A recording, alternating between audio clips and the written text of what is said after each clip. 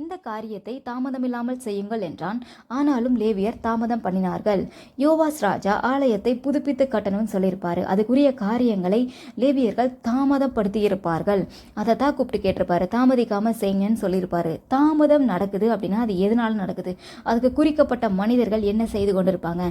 இப்போ ஒரு காரியம் டிலே ஆகுது அப்படின்னா ஒரு ஆர்டர் வந்துருச்சு, அந்த மனுஷன் தான் அதை செய்யணும், அவன் அதை செய்யல, டிலே பண்றான். அதுக்கு என்ன அர்த்தம்? தாமதம் பண்ணுகிறது அப்படிங்கிறது கீழ்ப்படியாமையை குறிக்கும். இப்போ இதை காலையில் 8 மணிக்கு இது போகணும் அப்படின்னு சொல்லி ஒரு ஆர்டர் வந்திருக்குன்னா அவன் 9 மணிக்கு தான் எந்திரிக்கிறான். முன்னாடியே சொல்லியாச்சு, ஆனால் 9 மணிக்கு தான் எந்திரிக்கிறான் அப்படின்னா அதுக்கு என்ன அர்த்தம்? அவங்களுக்கு அதில் அக்கறை இல்லை, அவங்களுக்கு அது பிடிக்கல, அந்த வார்த்தைக்கு அவங்க கீழ்ப்படியலைன்னு தான் அர்த்தம். அந்த கீழ்ப்படியாமையை தான் இது குறிக்குது. தாமதமே ஆகிறதுக்கு இதுவும் ஒரு காரணம் தான்.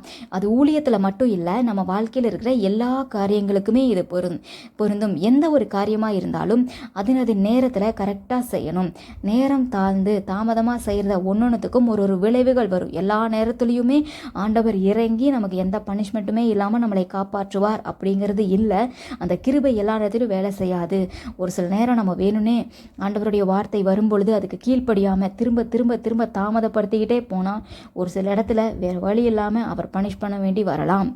சொல்லும் பொழுது உடனே கீழ்ப்படிகிறது நல்லது.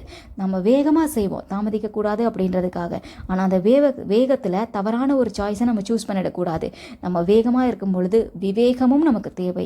அதனால் எந்த ஒரு காரியத்தை செய்தாலும் தாமதம் இல்லாமல் செய்யுங்க.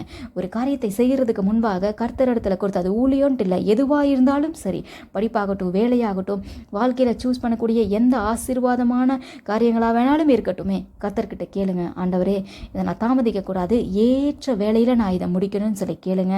விவேகமாக நான் இதை செயல்படணும்னு கேளுங்க. கர்த்தர் உங்களுக்கு அந்த ஞானத்தை கொடுப்பார், அந்த விவேகத்தை கொடுப்பார்.